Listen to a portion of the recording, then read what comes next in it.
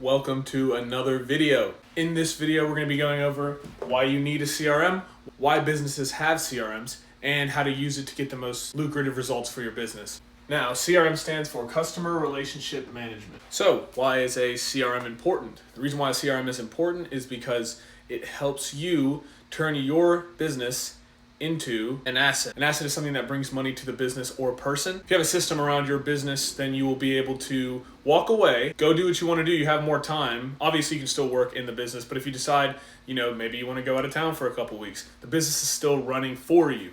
And you can obviously update and check on the business as often as possible. So, CRM is a software that helps you turn your business into an asset, take your time out of the equation, and now, instead of the business owning you, you own the business. Now with this, I'm going to tell a story about an Egyptian pharaoh and his two nephews, Chuma and Assur. This is some old Egyptian folk story. I don't really know where it's from. You got Chuma and Assur, and we're going to have visuals with this too.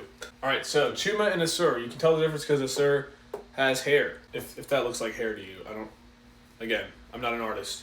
So one day, the pharaoh told his two nephews, Chuma and Assur, to construct him a pyramid, both a piece, and they cannot work together. So he wanted two pyramids, and they were not allowed to work together on these pyramids. So, of course, Assur gets right to work. Assur, I don't know. That's the name that was in the story. I don't really know much about it. So Assur starts working immediately. So he goes out to the rock quarries, and he's getting the rocks, and he's dragging them across the Sahara, whatever. And he's bringing them to his spot to build the pyramid. Assur starts building. He realizes it's pretty hard, but he continues on, and he starts building the foundation of his pyramid. Now, after the first year, Assur has his foundation. At some point, though, getting these stones is getting a lot harder, and he's getting weaker. So what he does is he starts training, and he finds a mentor who tells him to take this medicine, and he'll get stronger. So now he's stronger, and he's moving at a faster pace, right? So what once took him a long time is actually taking a little bit less time, but it's still taking him a very long time. It's a tedious process. So, year one, Assur got the bottom of his pyramid. So, he's gotten a little bit stronger. It's gotten a little bit easier for him. In year two, Assur builds the second layer of his pyramid. And he gets it done just a little bit quicker than the first layer. Now, people are starting to notice, and they're crowding around Assur. This is everybody watching. These are the people watching Assur build his pyramid, and he is making great progress. Everybody thinks it's great, and they're very, very excited to see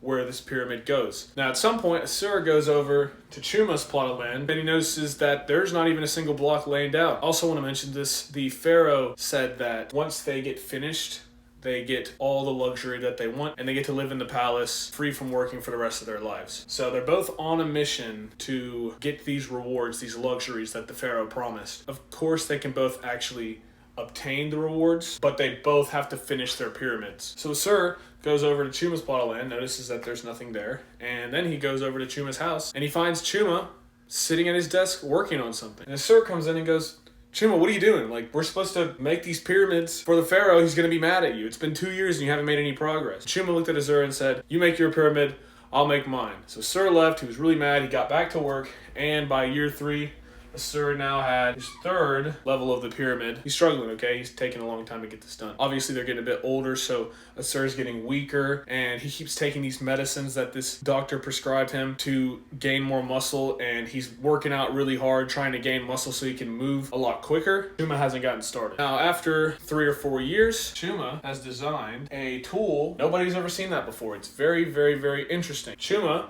starts picking up the stones with his new tool. Quickly, Chuma starts to build his pyramid. So within the first 6 months, Chuma has made the base of his pyramid. Now Assur is in shock, but obviously he gets back to work. Assur has actually managed to get another layer of the pyramid done. Now in the next 2 years, Chuma uses his machine that he now has and gets even further than Assur has.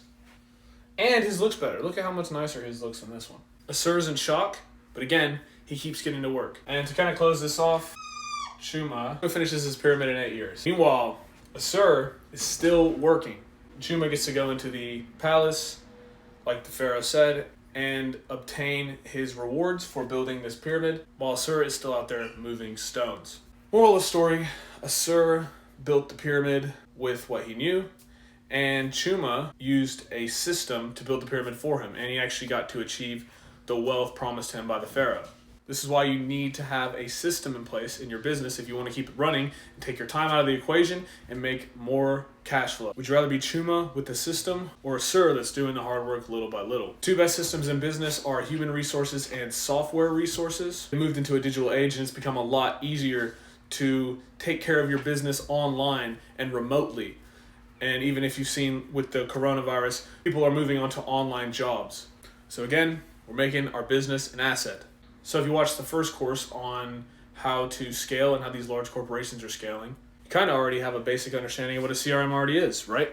So I'll go over it again if you haven't seen the video yet. A CRM is a way to capture, nurture, and close leads. And I'm gonna draw my little things again. Okay, tell me that Binky is not rocking. So, capture, nurture, and close leads. We're gonna go over the basics of a CRM. A basic CRM has the tools that you need to, again, capture, nurture, and close leads. It's just kind of the regular, simple way of the CRM. These are what I think all three basic CRMs should have.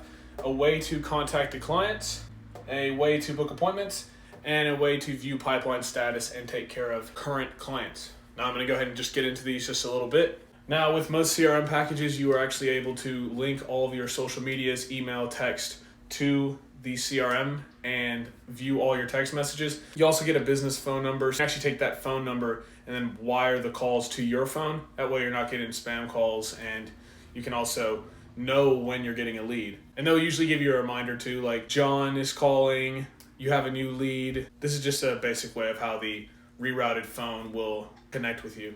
You can take notes so you don't lose customer information. You know what you charge them on the invoice. You know a little bit of personal information. You have their name, number, and street address. Maybe you have pictures of their property to make sure you didn't do any damage. You have all this information so you can personalize your messages with your client. Maybe you have a daughter who's gotten accepted into a really prestigious college. You could write that down in your notes and then ask the next time you see them, how's your daughter doing? This way you make it more personal. It looks like you remember them and you keep in touch with them and that they're a very important client. Second one, booking appointments. Sending calendar invites to your clients and then putting them onto your calendar. If you have automation set up, like which I mentioned in the advanced parts of the CRM, you can actually have clients come onto your website and just book appointments without you being there. This is important so you can fit time in your schedule. A lot of times CRMs will let you integrate your calendar. A lot of people like to use Google Calendar or Calendly. And what you do is you connect your calendars. That way the software knows to block off certain times. That way people can't schedule appointments during those times. As a business owner, you're a pretty busy person. You got a lot going on. When you have your calendar marked off, it's easier to have time for client meetings. Number 3, pipeline status. With your pipeline, you can view what kind of opportunities you have going on.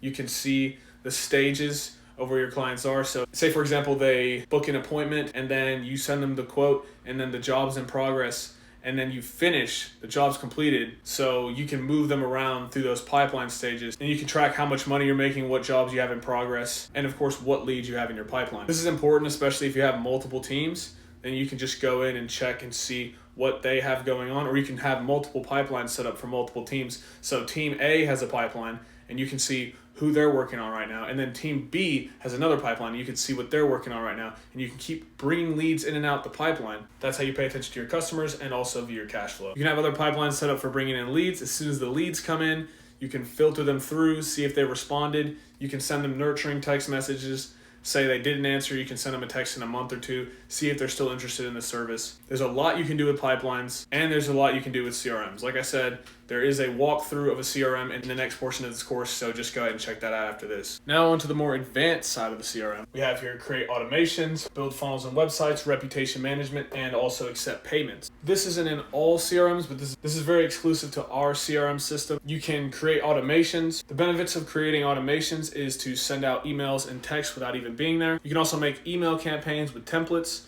and send them out to your clients in mass numbers. Again, remember, doing the tedious work of calling every client individually or emailing every client individually is kind of the same dirty work that Azure had his hands on in the story that I told in the beginning. So create automations and send text messages out to clients.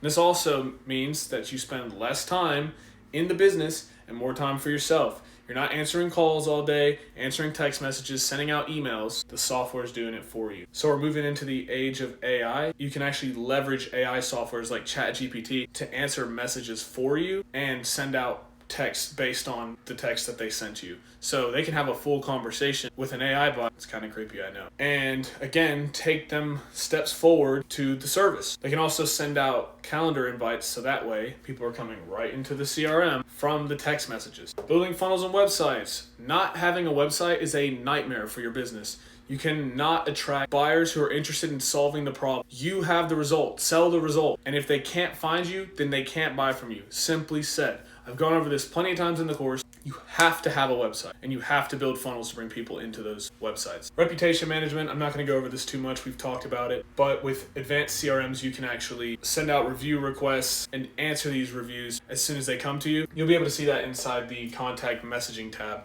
So then you can just go ahead and respond. Good CRMs will bring in the reviews from the clients. And of course, lastly, accepting payments, which is very, very important. You've probably been using Venmo or Cash App to accept payments. Not anymore. Because you can send out good looking invoices that look professional and also have forced payments. So say somebody bought your service, you went over and did the service, they may have paid the estimate fee, and then after the service is done, they ghost you. Well, if you have the product set up properly, Stripe will just, a good payment processor in CRM will just make a forced payment and you still get paid. And I've seen this happen plenty of times where people, they go service a client and then they ghost them and they never hear from them again. And it's like, well, what do I do now? Just send them to collections. They don't answer, yada, yada. That's just the situation. No more. One other great benefit of a good CRM, it actually will just take all your customer information and all your payments and just forward them into QuickBooks. That way you don't even have to worry about that. It'll just do it all for you. This is good because again, it takes more time out of the equation.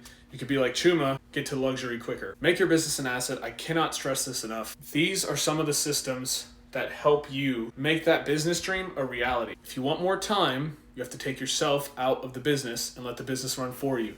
This is how you let the business run for you. And of course, human resources, but we're talking software. And to kind of follow up on that story from the beginning, Chuma got to live in the palace with the king and enjoy the opulence of his work, while Asur was still out every single day working. Asur actually went on and worked for years and years and years and years and years.